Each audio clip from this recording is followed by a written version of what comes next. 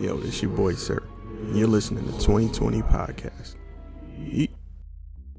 Before we get started, I'm going to play a clip of an interview I had with Miss Rosalind Spencer, and I'm playing it because it was so integral to this struggle that I went through.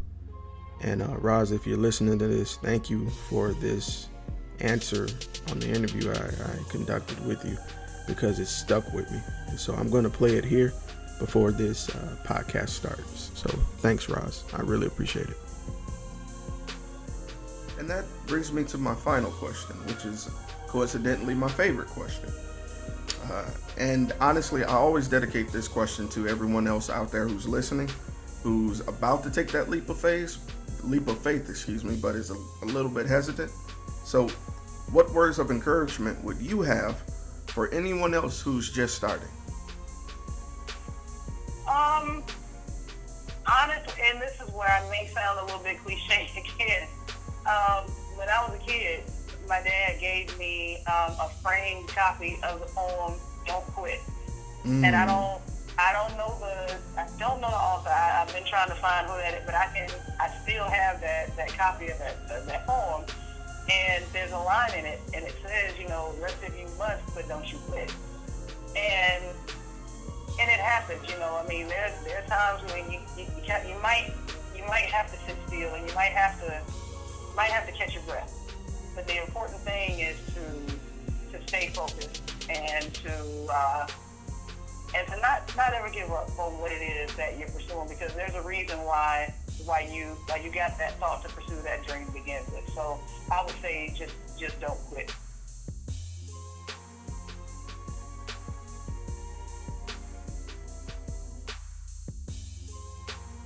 Man, it's been a long time since I did this, especially even this mic. And I forget how powerful this mic is. I can hear the birds outside, and I'm inside with headphones on. That's crazy how good this mic is. And I don't even use this mic. I used to use this for the group recordings, but due to schedules, we don't really get to do those anymore like we used to. And some people are falling off. Some people moved. Some people have life going on, but time waits for no man. And so here we are. Just me, a mic, and some software recording what I say. What's good? I'm Sirr, if you ain't caught on by now. What's been going on? I guess I should start there. To those of you who don't know, I'm 2 weeks out from having surgery. I had bariatric surgery, and it went well. I got some funny stories that I'm going to share, kind of recapitulating the recent events of the last 2 weeks of what happened. And I'm just going to talk for a minute. So for those of you who know this story, you can skip if you want to later on. And to those of you who don't know, go get you something to drink and go get you a snack, because I got some funny stuff to go over. So to those of you that don't know what I had, if you've been just busy with life or just haven't been on our page lately, man, I had weight loss surgery, Carl. Yeah, your boy gave in and did it. I think it's courageous. Other people don't. Some people think I took the easy way out. In fact, a lot of people think I took the easy way out. What I did was I had the gastric sleeve. And some of y'all be like, what's the gastric sleeve? Even though y'all have Google, I guess I'll just go ahead and save you some thumb time. Gastric sleeve is when they go into your stomach. They basically partition off about 80% of your stomach, and they take it out.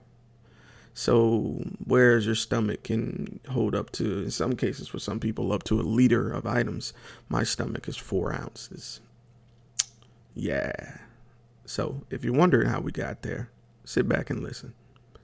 So a couple years back, I moved back from Huntsville to Mobile, Alabama.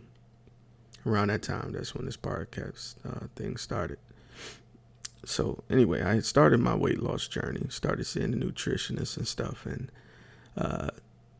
things didn't go according to plan because I was trying to get my surgery stuff together, and turns out I was given misinformation, had to start over because my insurance wanted me to have 6 months of continuous visits. Well, unfortunately, that didn't happen with my out-of-network, which I now know, out-of-network nutritionist. So I had to start over. But anyway, long story short, I get to the point where I get approved for the surgery. Cool. So from there, I get my date that it's January 19th. All right, so I'm about to take you to January 18th. January 18th, I was here. I was home. I was on the final day of my 10-day pre-op, pre-op diet. Now, if you're curious as to what that was, if you've been following me on Facebook, day by day, I would post Captain's Log, Liquid Diet Day X, in a little funny message or, just kind of a little quip. So that was, I was really doing it. People were asking me questions about the diet, how much weight I was losing. If you want to know how much weight I lost totally, 20 pounds in 10 days. If you don't believe me, I would say call my hospital, but that would be a HIPAA violation, and I'd get really rich from that. So, in fact, do call the hospital and ask them and tell me if they tell you. But anyway, so I lost 20 pounds, literally, in 10 days. All I did was Crystal Light, which is basically water. And no, Crystal Light does not have sugar in it. It doesn't. We did the research. That's why my nutritionist let me have it as much as I want. But anyway, Crystal Light, strained cream soup, and what else could I have? Oh, Jello. Jello. Trying to get a sponsorship. But anyway, so I was doing the diet and everything, and it was hard the first few days, and it was hard the last couple of days. But in between, like around between 4 to 6 or 7, it was okay. Once you get over that first hump, it's all right. Because them first couple of days, you're hungry. There's food everywhere. You can smell it. And when you're hungry, your sense of smell skyrockets. I don't know if you know that. So my sense of smell skyrocketed. I started having what I would equivalent to, because let's be honest. Some of you might not agree with me, but food is an addiction for some people. Sorry to spoil it for you. If you don't believe it, just think about it. Think about the statement of comfort food, and in being overweight, even though it's common, it isn't healthy. You know what I'm saying? Mentally or physically, of course. But I was what you call a bored eater, meaning I would have nothing to do and I would just eat just because I was bored, And so anyway, going back to what I was talking about. So it was kind of like a withdrawal I went through. I know this sounds crazy. You hear stories about people going to rehab and going through withdrawal. I went through a food withdrawal. I had headaches. I was feeling sick, nauseous. I was irritable. I got into it with people. I was snappy. I was rude. I was just, imagine being hangry for 10 days straight. So I had to go back and apologize to people because I was so dry. But anyway, so I make it through the 10 days, which are hell. We make it to the surgery day. Now, I don't know about y'all. I was amped. I personally was excited about this surgery. So get to my doc. Get to the hospital, excuse me. Well, let me start the night before. Night before, I can't sleep because I'm so excited. I'm like, tomorrow's the big day. Tomorrow's the big day. Now, I'm going to tell you something about me. I wasn't afraid of the surgery at all. Not one bit. Most people are afraid to go under. Most people are afraid of having surgery. I wasn't, because I've had surgery before, and I've been put under before. And when I was put under, because I had surgery on my sinuses, I had what you call a turbinate reduction and an adenoidectomy. A turbinate reduction is basically your nostrils. My nostril cavity, I think it was like in 14, basically was inflamed. There was just, my sinuses were constantly inflamed. They were swollen to the point where my doctor was telling me, I'm only getting 20% of the oxygen that I should be getting. So it was pretty serious. That's another reason why black people need to go to the doctor more often. I ain't find this out until I was like 2014. I think I was 27. Yeah, 27, 28. But anyway, so I get the surgery. And I'm not talking about the bariatric surgery. I'm talking about my sinus surgery. So the way my anesthesiologist, well, to those of you who never been under or had surgery, so what happens is you go to the hospital, they give you your wristband and everything. You go to the surgery room, you change clothes, which when I say change clothes, mean you strip naked and you put on that nurse's gown, not nurse's gown, that little surgery gown with the booty out. And so I did that. I laid on a bed, and you meet your anesthesiologist because they literally have to go over the possibilities and complications and discuss and everything with you and see where your head at mentally. So I met my anesthesiologist. He told me everything, and he told me about, the complications, and then, complications do happen. They're rare, whoop-de-whoop. And I was kind of nervous when he said that because you don't really think about death until somebody brings up death, So, but anyway, met my doctor at the time. He shook my hand, talked to my family. He was like, hey, my doctor name was Dr. LaFrenz in Huntsville. If he's still active and you got sinus issues, go see him. Ear, nose, throat doctor, great doctor. But I think he's a germaphobe because he got a really weak handshake. But anyway, if you listen, Dr. LaFrenz, my bad. I'm just keeping it 100. But anyway, so you talk to the anesthesiologist, you meet the doctor before the surgery. He sees if you're all right. He goes over what's going to happen. And so your anesthesiologist come to you and usually got your IV drip going. Your anesthesiologist going to slip you something to make you calm down. But that's to get you ready to be knocked out.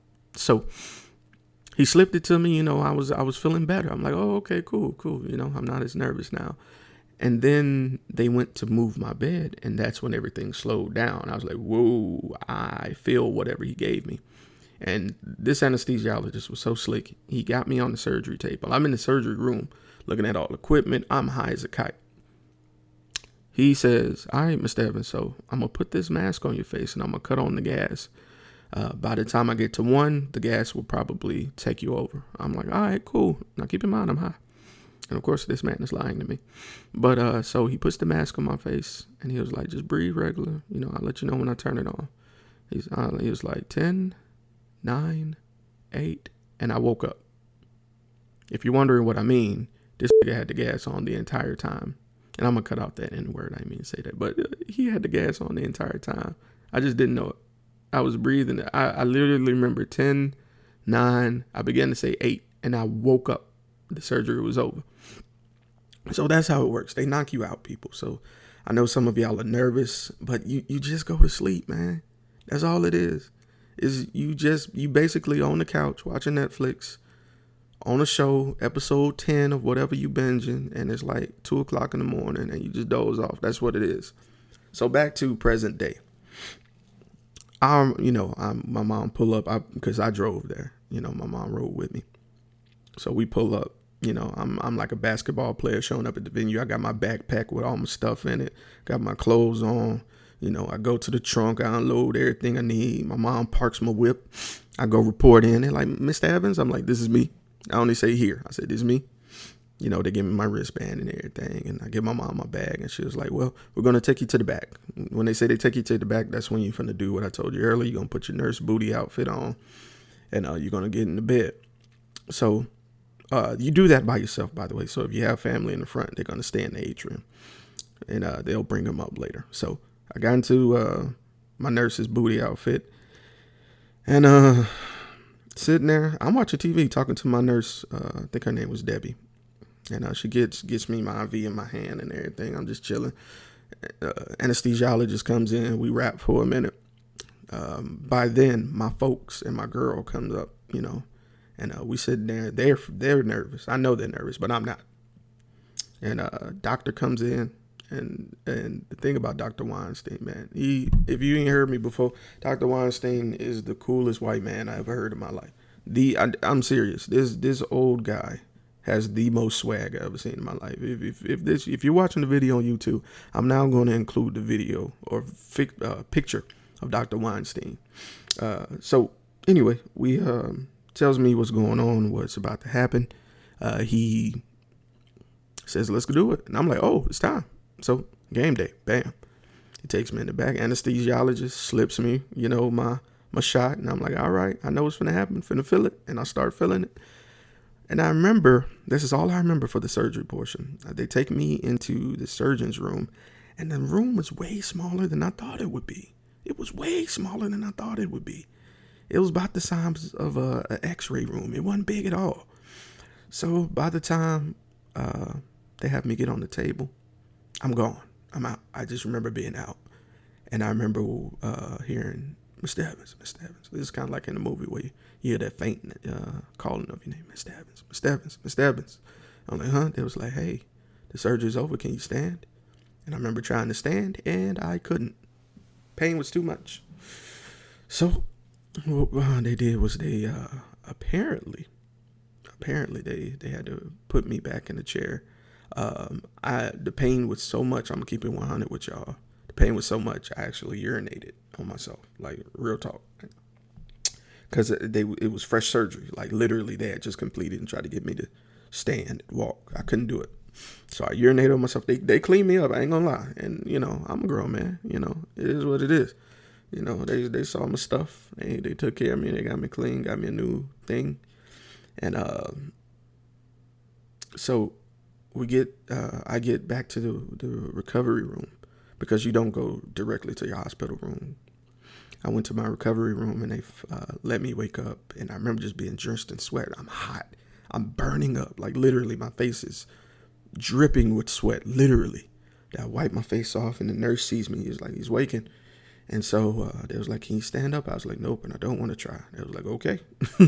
So they finally let my folks back there. I'm kind of in and out. And this is one thing I can't stand. This is what I can't stand. Women will not let men rest. Y'all won't. Y'all will not. Y'all won't let a man rest. And what I mean by that is that I was just in surgery, and my girl is standing there tapping on the side of my head to wake me up. I just had surgery.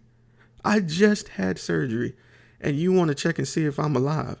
I'm breathing. Like, let a black man rest. Listen to me, people. I know y'all be concerned. I get it. But when a man has surgery, let him rest. Please. You can have us take out the trash and wake us up all, in the future. But in our surgery bed, come on now, let us sleep. But anyway, so after a while, they transport me to my recovery room, which is my hospital room. I forgot what floor I was on. I think I was on third or second floor. Yeah, third floor. I think I was third floor. No, I was second floor. I think I was 2234 was my room. But anyway, so we get to my room, and I'm just kind of out of it. And they introduced me to my nurse, my CNA. I'm not paying attention. They checking my vitals, which means they check my blood pressure and my temperature. Temperature high. My temperature was like 100. Because remember, keep in mind, I told you that I was sweating earlier, and we're going to come back to that. So my temperature's high. So they're like, Mr. Evans, you need to get on the spirometer. If you don't know what a spirometer is, it's this thing that you blow into, or is it that you suck into? No, you suck. You as hard as you can, to keep your lungs open, because when you go in anesthesia for so long, you can develop pneumonia if you don't stretch your lungs. So to prevent pneumonia, they had these lead things on me to keep the blood clots from happening, and I was on my spirometer. Now, at this time, they want you to also drink water, if possible. Now, keep in mind, I'm just out of surgery. Remember, I just told you, my stomach hurt. So they're like, all right, man, we're going to want you to do these 1 ounce cups of water. Now, they weren't cold. They were room temperature. But y'all, listen here. I couldn't do them waters like they wanted me to. I don't know if you know how much 1 ounce is. But if you know what a communion cup is, it's around the size of that. Maybe a little bit smaller, depending on what church you go to. So they wanted me to finish a communion cup about every 15 minutes. My body wasn't having it. I would sip the water, maybe get it down, and I would dry heave every time I drank something. Now, I don't know if you know what real pain is, but real pain is having surgery on your stomach and then feeling like you got to throw up. That's real pain. That was, oh my God. And if you know my podcast mates, I told them my story, and K Marie told me it sounded like I had a C-section with the shoe. That's what it felt like. But anyway, so they kept trying to get me to do this water. Now imagine you sip water, it touches. Now my stomach is drastically different because remember I told you they took out 80% of my stomach, and it's still sore. So I feel the water go down my esophagus and into this small sleeve of a stomach that I got now, which also, made me feel nauseous. So I'm nauseated, dry heaving, thirsty, and sweating. So about every few hours, they come and check on me. And so finally, it's the end of the day. They finally let me just go to sleep. I drank a little bit of water, a little bit. I was mainly getting my fluids for the day in my IV. So to show you how much I wasn't drinking water, I had my IV for one whole day, and I didn't pee. That's how dehydrated I was. So we go to bed that night, and I kind of get comfortable. I lay a little bit on my side, and so I wake up in the middle of the night. It was about 2:30, and I put my hand on my side, because it was sore and it was wet. I was like, oh man, no, I done pissed myself. And you might think I might have been over it because it already happened before, but it is what it is. I done peed myself. So I pulled back the covers to see what kind of damage I done did, only to see I didn't pee. Apparently one of my stitches popped and there's blood everywhere. Y'all listen to me. I had a pad under me, just for any leakage. Blood was on, I had spilled so much blood. It was from my left side, under my back, and reaching my right side. That's how much blood I lost. Bed was soaked. And I was like, Mom, I'm bleeding. And my mom would sit there and sleep. She was like, wait, what? I was like, I'm bleeding. It's bad. And she freaked out, understandably. So she threw back the covers, and I see actually blood are not only on my side and back, it's starting to it's down to almost my feet. Like I have a lot of blood on this bed. So she freaks out. She calls the nurse immediately. The nurse comes in, and my mom is pissed because my nurse had been checking my vitals, but she didn't check any of my stitches, not my stitches, but any of my wounds, my incisions. She never checked them. My mom is furious, absolutely livid. Because keep in mind, my mom's an RN, so she know how things go. So the charge nurse has to come in, and the CNA comes in to help. And the nurse who was helping me, I won't say her name, but she was freaked out at how much blood was there that she froze. And my mom saw she froze. And the charge nurse had to come in and take over. My mom snapped and told her to do not come back in this room. I will give kudos to the charge nurse at the time. I think her name was Miss Keisha. And the CNA who helped me, his name was Richard. I often talk about, and then this is a footnote, I often talk about race relations in living in Alabama, because it is an issue. It is an issue. I'm not going to say it, but this guy, and I take exception to it because he did such a great job. I'm one of those people that I go off the energy of everybody in the room. Everybody was panicking, so I started to panic. And this gentleman named Richard, he was a CNA, but he used to be in the Army. He looked at me. He was like, Mr. Evans, look. He was like, don't panic. We got you. He was like, just focus on me. I started breathing like, because I think I'm about to die. I'm looking at all this blood around me. And he was like, look at me. I got you. He was like, in the Army, we had this thing where we're not going to leave you behind. He was like, I'm not going to leave you. I got you. And he sat with me, made sure like he helped, replace everything. He helped replace and place sterile strips on my incisions along with the nurse. He helped put compression wrapping on it to stop the bleeding. And I listen. I don't know if this is gonna read Richard, but Richard, man, thank you. Miss Keisha, thank you. I appreciate y'all's quick reactions because I honestly, from the way everybody was reacting, I thought I was gonna die, and that's not a pun. That's not a joke. That is literally me telling y'all how I felt at that time. So, needless to say, that was a rough night. My nurses would change around 4 a.m. every morning, and so I had to stay because the HR nurse came, and she wanted to talk to us about my experience last night, and she wanted to talk to me specifically. And I told her my accounts, and I tried to kind of let the nurse off a little easy who froze, but I had to tell the truth, that she froze because it could be a situation in the future where somebody's life is at stake, and her freezing is not conducive to the situation. And I had to tell the truth, so she was banned from being my nurse, and we got the situation straight. We got it rectified. We made sure we had talented people, experienced to come. And this was the day I met my doctor, my associate doctor, because Dr. Weinstein, he wasn't there. So I met one of his associate doctors under him. She came and checked on me. She was like, "Hey, how's your water intake coming?" And I'm like, "Oh, about water, forgot." And she was like, "Look," and I kid y'all not, there was a blonde lady. I don't know if she was a natural blonde, but she was a blonde lady, long hair. And she had one of them voices where she was stern but fair. She was like, "If you're not drinking, enough water that we can feel like you're doing enough by yourself, we won't let you go home. You will stay."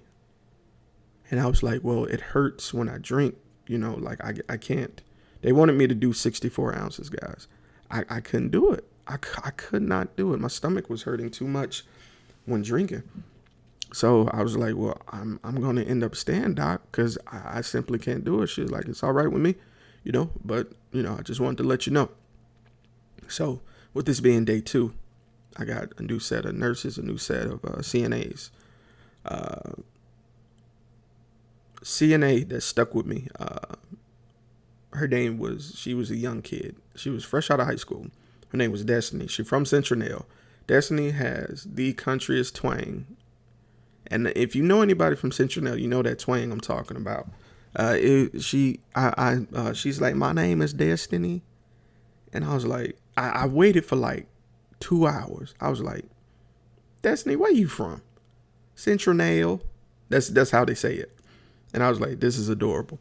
So she was a great CNA. She brought me popsicles since I couldn't really drink, and listen to me, y'all. I told them popsicles up. Sugar-free popsicles. That was part of my my water intake for the day. And so I was glad I could really get that and hold it, and it made my stomach feel good because it was cold. And the surgeon came, and I told him, "Hey, it hurts when I drink water and it touches my stomach." It was like, "Well, I've noticed that your temperature still goes up to about 100. It was like, could mean that you have swelling in your stomach from the surgery, and that happens with some people. Your body may think it's an infection, so your temperature can elevate, and mine did. And so I had to keep doing that spirometer. So I'm now at the point. It's day number 2. Is about midday. I'm doing popsicles. I'm getting out the bed. I'm doing my walking. Walking around to get the gas moving. Because believe me, that was a lot of gas. I had an incident. So I'm sitting in the chair.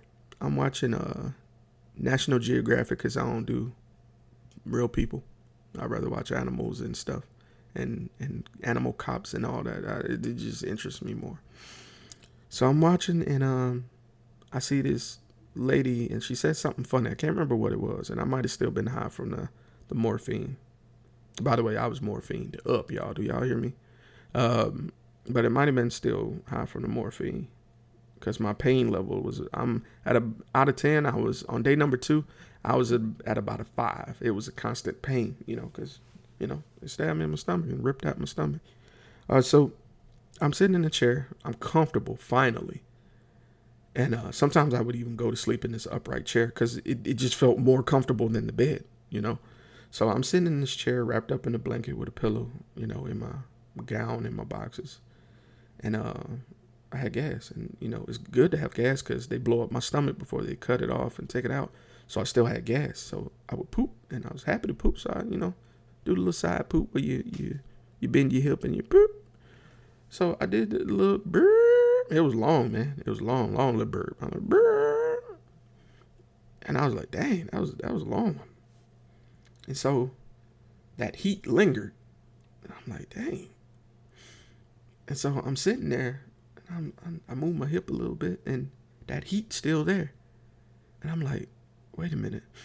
What's that smell? Did somebody leave something in here? Dog, I pooped myself. I actually pooped myself. I was in such disbelief because I didn't pee myself. Now I didn't poop myself. Like, it's the full package. So I didn't believe it. So I moved my hips some more, and I'm like, yeah, that's not hot. That's hot and wet. So my mom was asleep, and I'm like, I'm not finna let my mom know I just pooped myself. I'm not. And so I get up. Now keep in mind, I'm dragging the IV. I get up, I wrap myself, and I go look in the bathroom. The bathroom has a mirror. And I look at my boxes, and my boxes indeed has a streak. I'm like, no, I'm not finna let them see that I've let one go. So I sit on the toilet, I finish myself, and my mom's like, you good? I'm like, no. I'm like, I pooed it, and listen, y'all, I'm at an age where I can't lie to my mom no more. I pooed it, and I used it on myself. She's like, wow. That was my mom's response. Wow. So she was like, well, I got a bag here. Just put your boxes in there. So I put my boxes in the bag, cleaned myself up. And when I say my bag, I'm talking about this little small plastic bag. I tied it up tight as hell and threw it away. But I wrapped them up, and I go back to my chair. And I had some casualties in the chair.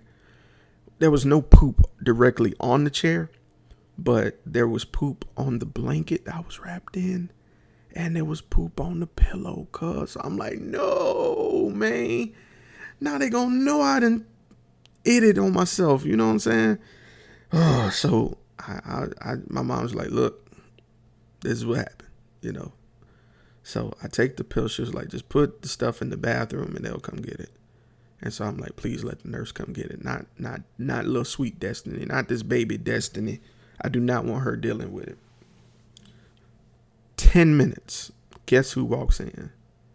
Mr. Evans, you all right? I'm like, no, Destiny, no. And so she's checking my vitals, and I'm sitting here thinking, she put my blood pressure sleeve on. She checking my temperature. I'm sitting here thinking, she's talking to me about how's your water intake? Are you hungry? I'm sitting here thinking, how I'm going to tell this girl I didn't eat it on myself. I'm like, well, I'm good. I'll take popsicles. I was like, but Destiny, I soiled a blanket and a pillow that I was sitting on. And she was like, oh. And so she went and looked, and the smell hit her, I could tell, because she kind of jerked back when she opened the bathroom door. So she went and she put on these gloves and got this special bag and put everything in the bag, and she took it out for me. And she assured me it was okay. Now, I would feel like she was talking about me, but after that, I went to go walking again because I felt gas. And this ain't like Putin gas. I'm talking about the gas that in your ribs and it moves and it hurts and all that. So she's walking with me, and I'm embarrassed. Ain't no kind about it. I'm embarrassed. And I didn't expect for her to talk, because some of the nurses, I know they have life going on. So I didn't think they wanted to hear what I had to say. But she's walking and she's talking with me. She was like, hey, so how you feeling? I'm like, I'm sore, but I'm here. That was the best answer I could give, because so a lot of you can know that even while I was in the hospital, I didn't like talking, because when you talk, you have a diaphragm that you have to push on for certain expressions. And I was walking and breathing, so I didn't like talking. I didn't call people. I didn't talk to people on the phone. I rarely even text. My mom and my girl would text for me. So chances are, if I was in the hospital, and you was messaging me, it wasn't me. It was my social media squad handling that. Uh, Shout out to my mom and Ash. But anyway, so we're walking and we're just talking, and she was like, "Well," she was like, "You got any kids or anything?" I was like, "No, not yet." I was like, "I do have a great girl, and and all that." She's like, "Oh, that's so sweet," and we're just talking, just rapping and talking, and I genuinely felt like she was concerned with my well-being because she didn't make me feel like I was a hindrance. She was there genuinely to help, and I loved that feeling. That really, that's kind of rare nowadays. And then I respect nurses because they have to deal with so much and different types of people and management and stuff. And she really did her thing. So around this time, I started getting visitors. My brother came to see me that night. Even my stepdad came to see me, but has a different story. I don't think he really came to see me. I'm pretty sure he came to see my mom and just, some people try to get brownie points off of people. I really felt like he didn't come there to see me. He came to see my mom and try to show that he was going to be there, because if he was really concerned about me and my well-being, you would have messaged me, or asked to talk to me, or would have checked, I don't know. I digress. I call him my stepdad because this is the man my mom married, and no disrespect to him, I'll call him my stepfather because this is the man she was with for majority of my life, It may not be a model person or model figure situation, but I will, for the sake of respect, give him that title. Now, my brother, on the other end, nah, he ain't, my brother ain't saying that. But anyway, so this is the end of day number 2. My nurses come to me again. They're like, "Look, you still ain't drinking what you supposed to be drinking. They won't let you go home." Now, to those of you who don't know, this surgery is supposed to be overnight surgery. Like you get the surgery, you spend the night, you go home the next day. I'm going on day number 3 at the hospital. And now, day number 3, however, my pain, I don't know if it was just getting over the hump of day number 2 and getting my pooting in and stuff. But day number 3, my pain was like at a 2 to 1. And that's out of 10, So I was pretty good. I was getting up more frequently on my own, walking and pooting, not letting it go on myself. I did have one scare. That night I vomited when I tried to drink something too fast. So I learned the hard way to really take my time drinking with a smaller stomach. So day number 3, my girl is there. Majority, she had spent the night with me the night before. And I for the first time, I really got some sleep until about 1 o'clock when my new CNA came in and they introduced me to the new squad that I was having for the remainder of the time I'll be there. And I love this lady. I can't remember her name. Rebecca. I can't remember. But she was awesome. She was really sweet. She was a few words. She really wanted me to feel comfortable, and she made sure I had everything I needed, kind of like Destiny did. So only thing she did that I wasn't cool with, y'all, she had some people come and take blood work from me. Listen, at 4 a.m. in the morning. Now look, if you know me, if you've been around me, you know I am not a morning person. So not only am I already agitated because it's 4 in the morning and I'm sore from surgery, but here's some lady trying to get blood out of me. I'm like, nincompoop, are you serious? Like, for real? Like, right now is when you need blood? Like, who needs blood 4 in the morning? Like, for real. And so I haphazardly scrolls my hand, let her get the vein, and listen to me, I hate needles. I hate giving blood or getting samples or whatever they call it, whatever you people, CNAs call it when you get people blood. I hate it because I hate that piercing feeling in my vein. I absolutely hate it, but I had to get used to it because this was happening every day at the hospital. Anyway, because they was, if you don't know why, they was just monitoring my platelet count and all that junk. And so I was feeling better that day, day number 3. I was kind of getting my drinks in. I was able to do my ounces. And here comes the doc. Doc comes in. Hey, what's up, Jeremy? I'm like, nothing much, doc. What's good? That's how I talk to my doctors.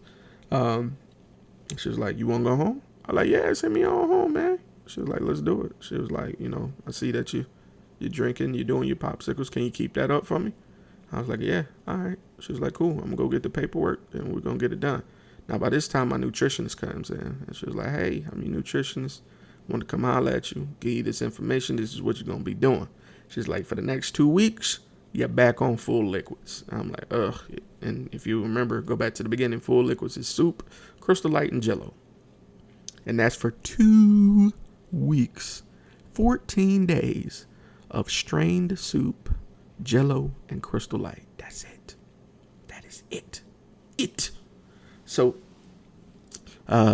it's ironic because today is day number 14. So, after 2 weeks of liquids, you move to 2 weeks of pureed. If you don't know what puree is, it's like when something is broken down into almost a pudding. Think of the texture of like applesauce and yogurt. So I can have those type of items now. I went and got some applesauce like last night so I could have it today. I'm gonna eat one in a minute. Matter of fact, you better be glad I ain't eat it while recording this. So after that, after I get approved for 2 weeks of that, I can start incorporating smaller bits of regular food. And then after that 2 weeks, I'm back to normal, but not normal, but trying just regular foods. I just want to make sure my stomach is healed. Now I'm back home, man. It's day number 14, post-op. I'm officially Puree Gang, PG. The main thing I notice now is that it takes me a longer time in the bathroom. Also, hair was thinning out. My hair is thinning out. I do take vitamins and supplements for it. But and I did read about this possibly happening. My hair did thin, and hopefully it'll bounce back. Cause if I start thinning, I'm going bald. Funny shaped head and all, y'all. If I start thinning for real, I'm not holding on to it. I'm not gonna have that little friar monk thing going on. You know what? They had a little horseshoe hair shape where they just holding on to whatever hair they can. I ain't doing all that, bro. Nope. I'm not. Nah. I'm not doing implants. I'm not doing the fake man weave. And not that I have anything against man weave. Shout out to I Create Confidence. Say, Sean, I see what you're doing, bro. Kudos. No disrespect to that. I'm not doing it. I'm just going to let it go. I'm just going to be bald and sexy, and just confident. It is what it is. But as of today, I'm down. I checked 30 pounds. I know I should probably insert some sort of applause there, but yeah. 30 pounds is pretty cool. I still don't see it. People say my face is slimming. I don't see it yet, but it is what it is. Right now, I do have hunger pangs, where I want something to chew on. Like I can't wait to get to meat. I can puree fish and chicken, but I want a steak. And I know with a 4-ounce stomach, I can have a sliver of a steak, the end piece, and that's about it. But I take that, man. I want to taste flavor, meat flavor.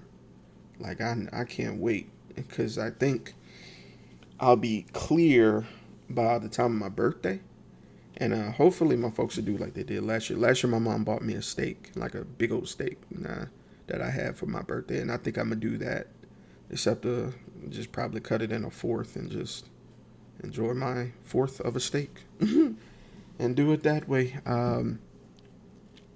But it's crazy. I've been so worried about this weight loss journey. I've completely forgot about my birthday. If you don't know, my birthday is August 14th. I am a Leo. And the crazy thing is, the older I get, the more I forget about my birthday. I know that sounds crazy, but it's the truth. And it might have had part to do with the way we grew up. Growing up, we my mom would celebrate your birthday and get you a gift, but my birthday always coincided with going back to school. So a lot of my gifts revolved around uniforms, and I'm not complaining about that because uniforms were expensive, like the thing my brother used to do is like, what do you want? We'll go get a haircut, and he might slip me a 20 or something, or my mom will give me a book bag that I want, and that's cool, but now that I'm older, I would love to have, like, just not trying to sound like I want a lot, but I want to have a dinner, man, like a dedication birthday dinner. Like and I'm scared to ask for it because I don't want to seem like I'm a diva or anything. And because with guys, I feel like it's really hard to ask for something. But I want a birthday party, and I don't mean like turn up. Like, no, I want a birthday dinner, like with just people I kick it with, people I associate with. So I think that would be kind of cool, Ain't got to be anywhere fancy because I'm not going to be able to eat much, but I would just like to sit somewhere on my birthday and look at the faces of people that really matter to me, people that I care about. Sorry to turn this emotionally, but listen, I haven't really been recording like I want to, y'all, man. With the surgery, I had to kind of stay indoors for 14 days. I had to heal because I had an appointment with a pastor like the Monday after my surgery, and I thought I could do it. Man, I couldn't. Yeah, I couldn't. Oh, I thought I was Superman. I am not Superman at all. I tried to get out the bed that morning, and man, it felt like a midget. I'm not going to say a midget. I felt like a little person had found me asleep and just beat me up in the stomach all day long. Like, it hurt so much, and I had to cancel because it was about a project. But I'm going to get back to reincorporating. If you're listening, I'm going to get back to the business minutes. And if you got anybody that, you think that may be interested, and I'd be more than happy. And I hate to say this, something that's really been getting on my nerves, like really with this business minute thing, is free advertising. The only thing I got to do is just sit down and interview you. And some people feel so high and mighty that they're too good for a free interview. And what I mean by that is, I'll tell them what it is I do, and they'll, ask for like a clip or a link to what I do, so, to check it out. And listen, on my podcast, I paid to get my analytics. So I see when somebody is checking my stuff out. I see who's checking my stuff out. I see who subscribes and who doesn't. I see how long you listen. And when I give multiple people my stuff, and they're like, oh, okay, I just want to check it out and, make sure it's legit, which I get. You don't want to meet with anybody that's just anybody, just some creep with a microphone. I get that. But don't waste my time. Like, don't have me give you all this information and we do stuff and then you just fall off the planet. Like, I take that personally because this is my baby. This is my way of giving back to you. I'm doing you a favor. I'm being your billboard because I want to help. I believe in what you're doing because it's positive. Don't turn away an opportunity for business, regardless of what your business is. I don't care if you rake lawns for a living. Do you feel like you're good at it? Do you feel like there's a demographic out there for you? Do you just maybe want to talk about it and how proud you are? You want to tell me about the history of it? I want to know. I'm genuinely interested. And there are people out here who are genuinely interested.